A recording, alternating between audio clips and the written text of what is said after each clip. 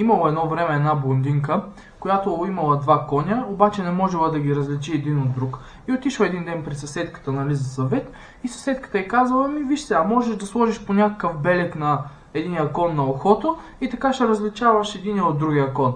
И направила блондинката това нещо, отишла на следващия ден при съседката и казала: абе, аз сложих белеги на двата коня, обаче пак не мога да ги различа. И комшиката помислила такава и казала: еми виж, отрежи опашката на единия кон да е по-къса от на другия и така ще ги различаваш.